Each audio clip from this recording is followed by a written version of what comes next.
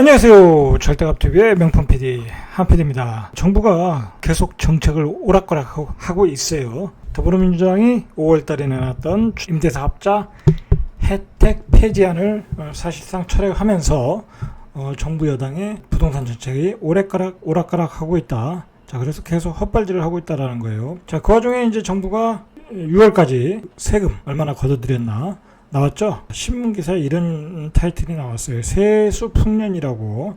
자, 얼마나 많은 세금을 거두었나 한번 우리가 보시죠. 이게 이제 코로나 바이러스 때문에 반사적으로 초저금리가 되면서 주식시장이 좋았고 부동산 시장이 좋았어요. 정부 입장에서는 엄청난 세금이 들어왔겠죠. 초저금리를 이용해서 부동산 가격 폭등, 주식시장 화랑, 어마어마한 개미들이 주식시장에 뛰어들었죠.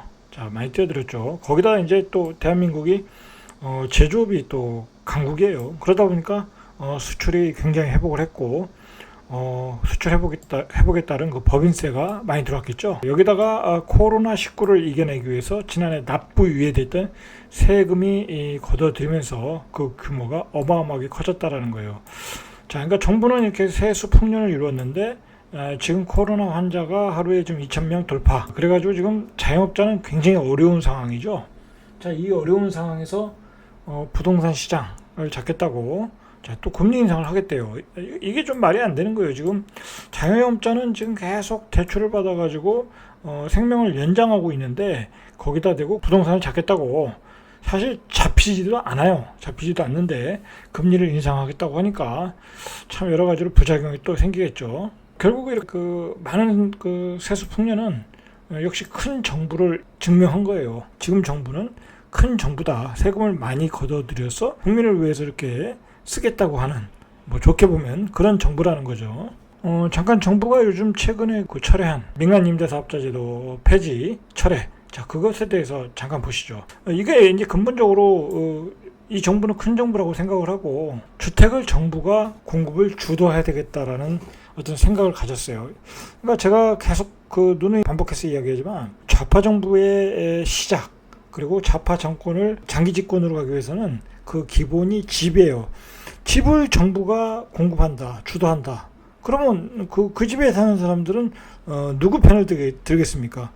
그 정부를 믿고 따르겠죠. 정부가 집을 제공해 주니까. 자, 그런 정부는 결국은 많은 그 세금이 필요하겠죠. 자, 이제 그게 문제라는 거죠. 지난 5월 달에 민주당 부동산 특별위원회에서 민간임대사업자의 의무 임대 기간이 끝나면 세제 혜택을 연장 없이 정상 과세하고 매입 임대사업자 신규 등록도 받지 않겠다. 사업을 다 폐지하겠다라는 거죠. 이제 아파트는 옛날에 폐기했고, 자, 그리고 비아파트도 매입 임대사업자 등록 자체를 다 폐지하겠다. 그동안에 주어졌던 혜택도 다 폐지하고, 자, 그렇게 이제 5월 달에 발표했다가, 자, 그것을 이번에 철회를 하겠다라는 거죠. 그것에 대한 어떤 배경은, 정부가 주택을 공급을 주도하겠다라는, 큰 정부의 역할을 하겠다라는 거였어요. 그러나 이제 그 발표한 이후로 전세 가격이 너무 급등하잖아요. 급등하다 보니까 당장 코앞에 있는 대선이 걱정이 되는 거예요. 코앞에 있는 대선이. 자, 그래서 이 제도를 부랴부랴 철회를 한 거라고 봐야 되겠죠. 자, 문제는 뭐냐면 이건 잠시 보류라고 보시면 돼요. 항상. 이 정부의 이 좌파 정부의 정책은 뭐랄까 이 럭비공 같아서 어디를 튈지 모른다. 대선 이후에 또 집권에 성공한다고 하면 또 다른 대책이 나올 수밖에 없어요. 그리고 저는 나온다고 봐요. 왜냐면 이 좌파 정부는 본질적으로 그 두 세대 뭐 이상을 가지면 다 적폐 세력으로 보고 그런 민간 임대사업자 역할을 정부가 주도해야겠다라는 게 기본적으로 이 정부의 목표이고, 자, 그래서 뭐 최근에 또 정부에서 발표를 한 것 같아요. 제가 봤는데 공공임대택을 뭐 280만 가구인가요? 그렇게 또 건설하겠다고 장기 플랜을 얘기하지 않았습니까? 자, 바로 이제 그런 게 정부의 생각이다. 중요한 거는 이제 정부가 뒤늦게 깨달은 게 뭐냐면 말 그대로 지금 280만 가구의 공공임대주택을 건설하겠다고 하면 그게 얼마나 오래 걸리겠어요. 10년이 걸릴지 20년이 걸릴지 모르잖아요. 그때까지는 민간임대사업자가 필요한 거예요. 그러니까 민간임대사업자의 그 제도 그 다음에 혜택을 지금 폐지하면 시장에 너무 부작용이 생기니까 그걸 잠시 보류하는 거다. 자, 논의가 끝난 것은 아니라며 선을 긋는 모양새다. 자, 그러니까 잠시 보류했다는 거예요. 그러니까 대선 이후에는 어떤 정책이 나올지 그리고 만약에 이 좌파 정부가 집권을 한다고 하면 대선 이후에도 강경파가 또 득세하지 않겠습니까? 자, 그러면 또다시 목소리가 세게 나올 거다. 자, 그렇게 보셔야 돼요. 계속해서 정부가 이제 이 좌파 정부가 어떤 그 정책을 내놓으면 거의 뭐 그 발생하는 효과에 대해서는 생각을 안 해요. 그러니까 이 양반들은 임대사업자들의 양도소득세를 폐지를 하면 6개월 안에 팔아야 되니까 당장 시장에 유통 물량이 없다고 하니까 그 매물들이 나올 것이라고 생각을 했죠. 자, 근데 그런 효과보다는 민간 임대사업자가 감소하니까 임대주택이 감소하겠죠. 그러니까 임대료가 상승하고 있다는 거죠. 작년 5월달에 발표한 이 대책은 전혀 효과가 없었고, 오히려 똘똘한 한 채와 서울 수도권 집값이 급등하는 부작용을 유발했던 그 정책들은 부랴부랴 다 철폐를 하나하나 하고 있다라고 보시면 되겠죠. 자, 임대 시장에서 또 어떤 부작용이 있냐면, 우리가 이제 임대차 보상법 이후에 전세 시장에서 이중 가격 현상이 고착화되고 있다고 그러는데, 자, 요즘은 삼중 가격이 만들어지고 있다고 그래요. 자, 삼중 가격이 뭐냐면 신규 계약하는 거, 완전히 신규 계약하는 거. 자, 그 다음에 갱신 계약하는 게 있겠죠. 2+2니까. 자, 그 다음에 협의 계약이 있다고 그래요. 이게 뭐냐면 주인이 내가 입주할 테니까 너 나가라 이거예요. 임차인 나가라. 야, 2년만 살고 나가라. 주인 입주 권리가 있으니까. 자, 그러니까 이때 임대인과 임차인이 협의를 한다는 거예요. 시장 가격과 어떤 갱신 가격의 중간에서. 자, 그래서 이렇게 세 가지가 계약이 이루어지고 있다는 게 다 부작용이라는 거죠. 임대차 보호삼법에. 자, 그래서 전문가들이 이 임대차 보호삼법을 빨리 폐지해라. 자, 이걸 이야기하는 거예요. 이것 때문에 지금 시장에 매물도 안 나오고 있어요. 매도해야 될 매물도 안 나오고 있다. 왜 그러냐면 다 갱신 계약을 해버리니까. 자, 그리고 결국은 우리가 이런 걸 통해서 세금이 임차인에게 다 전가되고 있다는 거예요. 전세 가격이 오르면 다 임차인에게 결국은 전가되는 거예요. 뭐든지 비용이. 그러니까 정부 입장에서는 계속 공공임대만 얘기하잖아요. 그죠? 근데 공공임대 280만 가구를 어느 세월에 지겠냐고. 자, 어쨌든 이런 철회하는 배경이 대선이 목전에 있기 때문에 그런 거예요. 자, 그리고 임대사업자들이 아주 반발이 컸었어요. 그리고 너무 많이 사고를 친 거죠. 너무 많은 부작용이 나온 거죠. 대책 하나하나에 사고가 나온 거예요. 자, 그러다 보니까 우왕좌왕하면서 급한 불은 끄자. 자, 그러면서 대책들은 철회하고 있는데, 자, 우리가 문제는 뭐냐면 세금이 엄청나게 정부에게 들어갔다라는 거죠. 냉정하게 보면 이번에 그 상승 사이클에서 최고의 원업인은 정부였다. 자, 뭐 말 그대로 다주택자들이 돈을 많이 벌었어도 폭등했어도 자기 게 아니라는 거죠. 말 그대로 1주택 빼고 나머지 주택은 조정지구 투기과열지구 했으면 82%니까 그 사람들이 수익을 낸 82%는 정부 거라는 거예요. 이 제도를 바꾸지 않는 한, 이 양도소득세에 대한 제도를 개편하지 않는 한 82%는 정부의 수입이에요. 자, 그래서 계속 정부의 수입이 증가하고 있는 거예요. 자, 부동산 폭등 최대 수혜자는 정부이다. 올해 들어 국세가 48조가 더 거쳤다. 자, 상반기 1월부터 6월 정부의 소득세, 여기에 이제 양도소득세가 포함되는 거예요. 자, 수입이 19조 4천억 원이나 증가했다. 19조 4천억 원. 자, 특히 소득세 수입 중 가장 많이 늘어나는 세목은 양도소득세라. 정부가 적폐라고 하는 세력들이 이렇게 많은 수입을 정부에 갖다 줬다. 정부는 이게 투기 세력을 막는다고 하지만 실질적으로 이게 다 집값이 뛴 뒤에 뭐 거기 투기과열지구 조정하거나 뭐 그랬어요. 후행적으로 조치를 취했기 때문에 별 대책이 효과가 없었어요. 오히려 그게 더 풍선 효과를 만들어서 풍선 효과 지역이 나오면서 더 집값이 뛰고 투기 세력은 차익 거래를 하고, 자, 그러면서 그 수입원들이 양도소득세로 다 정부의 세수로 들어갔다. 양도소득세가 효자였다. 소득세가 19조 4천억 원인데 이 가운데 7조 3천억 원, 이게 양도소득세 증가분이었다는 거예요. 자, 이거 어마어마하죠. 이게 다 우리 국민들이 대출받아서 산 돈 아니겠습니까? 집 산 돈 아니겠습니까? 그 돈이 다 정부로 들어간 거예요. 전체 국세 수입 증가분의 15%, 전체의 소득세 증가분의 36.7%가 차지했다. 자, 양도소득세, 증여세, 취득세, 어마어마한 돈들이 다 정부한테 들어갔다는 거야. 이게 다 국민들이 대출받아 산 돈이에요. 산 돈이 다 들어간 거예요. 지금 좌파 정부는 아니라고 하지만은 이게 숫자상으로 이렇게 나타나잖아요.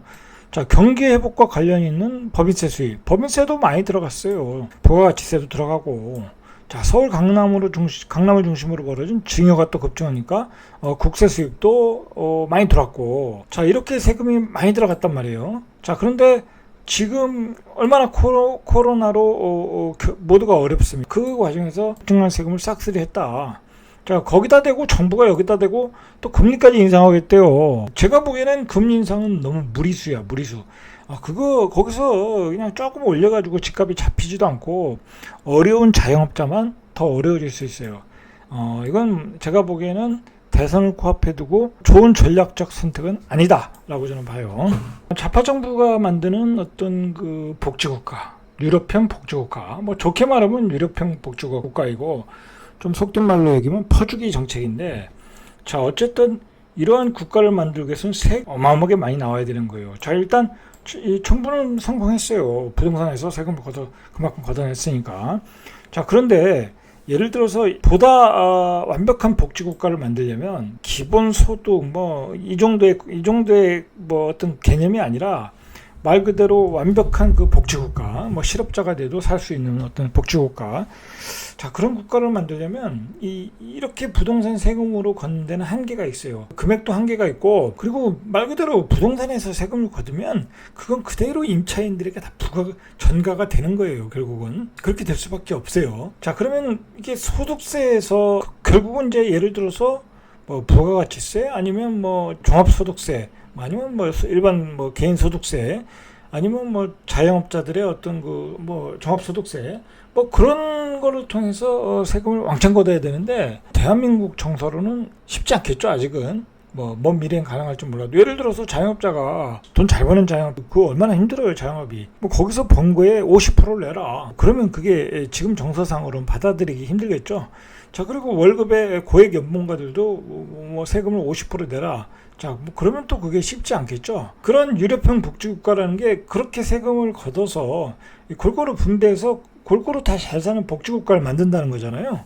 자, 그런데 그게 쉽지 않은 거예요. 지금 그게 당장 그렇게 한다는 게 먼 미래에 그렇게 하기 위해서는 그걸 받아들일 수 있는 어떤 국민적 정서가 있어야 돼요. 그렇게 하기 위해서는 다 어떤 남을 배려하는 삶, 어떤 기독교적인 정신, 뭐 그런 게 있어요. 유럽은 그런 게 돼 있거든요. 남을 배려하는 삶과 뭐 어떤 기독교, 카톨릭, 그런 그 밑바탕이 깔려 있어요. 근데 우리는 안 그렇잖아요. 우리는 개인 위주, 아니면 자기 가문 위주, 뭐 그런 식이 돼 있기 때문에 내가 번 수입의 반을 내라 뭐 그렇게 단기간에 쉽지 않다. 그러니까 지금 정부도 좌파 정부가 추진하는 게 결국은 이런 그 부자들한테 일어나는 불로소득을 쪼는 거야. 불로소득을 많이 쪼아서 거기서 많은 세원을 만들어서 뭐 기본소득, 기본주택, 그다음에 기본금융 뭐 그런 걸 만들어 나가겠다는 거 아니겠습니까? 자, 이게 문제는 뭐냐면 이 좌파 정부의 어떤 그 마지막 그 여정은 유럽형 복지국가이기 때문에 더 많은 세금이 필요하니까 더 많은 세금을 어떻게 거둘 것인가 그걸 고민할 것이다. 그러니까 다다음 대선에서는 더 많은 복지 정책들이 나올 수밖에 없고 더 많은 세금을 걷는 방법이 나올 수밖에 없어요. 자, 그래서 제가 계속해서 이야기하는 게 앞으로의 부동산 시장은 이 정치적 리스크가 크다. 이게 가장 큰 위험이다라는 걸 꼭 기억하셔야 돼. 그렇게 해서 대비를 하셔야 돼요. 저는 개인적으로 이런 흐름이 시대의 어떤 큰 흐름이에요. 그걸 또 바꿀 수는 없어요. 뭐 서구 자본주의, 어떤 서유럽의 자본주의, 뭐 미국도 그렇고 미국은 조금 덜하지만 그 나라는 좀 덜 의료보험이라든지 뭐 여러 가지 그런 건 좀 약하지만. 자, 복지제도가 조금 약한 면은 있지만 우리보다는 훨씬 잘 살잖아요. 그 노후에도 복지제도가 우리보다 훨씬 잘 돼 있고 뭐 캐나다는 말할 것도 없고 뭐 뉴질랜드, 호주 뭐 그런 나라는 말할 것도 없잖아요. 잘 돼 있잖아요. 근데 어쨌든 선진국으로 가려면 그런 흐름으로 갈 수밖에 없어요. 갈 수밖에 없다. 그러니까 지금 보수 야당도 조금씩 변하고 있잖아요. 그런 방향으로. 그런 복지 국가 그리고 민주사회주의 그런 국가로 가려면 큰 정부가 있어야 된다. 그러면 큰 정부는 뭐 어떻게 하겠어요? 세금을 어떻게 많이 걷는가를 고민하겠죠. 자, 그런데 부동산 시장에서 당분간은 많이 거둘 수밖에 없다. 그리고 제가 이야기하지만 이번에는 주택시장에서 많이 이제 어떤 세금을 많이 걷어갔지만 다음 정권의 임기 중반기 이상 가면 토지에도 보유세 개념이 크게 들어갈 수 있어요. 뭐 그 실질적으로 기본소득, 뭐 기본금융 그것을 만들었던 그 학자가 이제 유튜브에 나와서 얘기하는 거 보면 그 부분을 이야기해요. 그러면 그런 기본소득, 기본금융 뭐 그런 돈을 어디서 재원을 마련할 거냐 분명히 얘기했어요. 토지의 보유세에서도 걷어야 된다라는 얘기를 했어요. 그 얘기는 뭐예요? 당분간은 부동산에서 많이 걷을 수밖에 없다. 그래서 이게 이 정부가 공시지가 현실화율을 95%까지 가겠다라는 거예요. 분명히 이 좌파 정부가 집권을 하면 그렇게까지 가고 세수의 부담은 많아지고, 자 그리고 많은 다주택자들은 어떤 힘든 상황으로 갈 수밖에 없어요. 그리고 강남의 고가주택 사시는 분들은 충분한 그 세금을 낼 정도의 월소득이 안 만들어지면 굉장히 어려운 상황이 올 수 있다라는 거예요. 자, 그래서 지금 정부가 이렇게 테러를 막아놨잖아요. 딱 팔지도 못하게 하고, 양도소득세 82%는 팔지 말란 얘기예요. 열심히 세금만 잘 내달란 얘기예요. 큰 정부는 세금이 더 필요하다. 결국은 그 세금은 당분간 부동산에서 나올 수밖에 없다. 자, 그러니까 앞으로의 10년은 세금의 쓰나미의 10년이다. 자, 그렇게 보셔야 돼요. 앞으로 우리는 전혀 경험하지 못한 세금을 낼 가능성이 많다라는 거예요. 좌파 정권이 계획하는 어떤 복지국가가 되려면 그런 재원이 필요하다. 그것은 부동산에서 나올 수밖에 없다. 자, 제가 내린 결론입니다. 이상 절대값TV의 명품 PD 한 PD였습니다.